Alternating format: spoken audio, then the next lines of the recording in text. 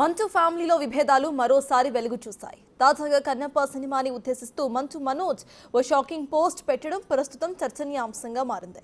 Cinema release అయిన post phone కావడంతో ఇటు మంచు మనోజ్ పెట్టిన పోస్ట్ కు ఇటు మంచు మనోజ్ రియాక్ట్ అయ్యారు. సెటారికల్ ట్వీట్ వేశారు Manchu Manoj.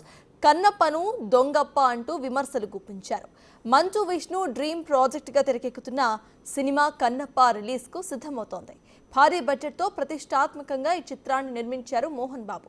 April 25న pan India స్థాయిలో భారీ ఎత్తున ఈ సినిమాని రిలీజ్ చేయాలని అనుకున్నారు. అయితే విఎఫ్ఎక్స్ వర్క్స్ ఆలస్యం కావడంతో సినిమాని పోస్ట్ పోన్ చేశారు. జూన్ 27న ప్రేక్షకుల ముందుకు తీసుకువస్తామని తాజాగా కొత్త రిలీజ్ డేట్ ను ప్రకటించారు. దీనిపై మంచు మనోజ్ సెటారికల్ ట్వీట్ చేశారు.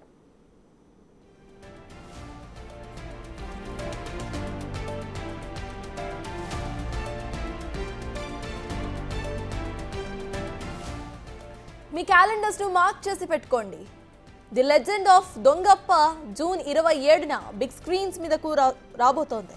ఇంతకీ సినిమా విడుదల జూలై 15న లేదా జూన్ 27వ తేదీన?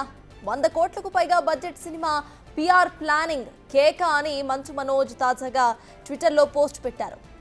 డబ్బు దొంగలించుకొని వెళ్తున్నాడనే అర్థం వచ్చేలా ఓ ఇమేజ్ను కూడా అటాచ్ చేశారు. ఈ పోస్ట్ సోషల్ మీడియాలో వైరల్గా మారింది.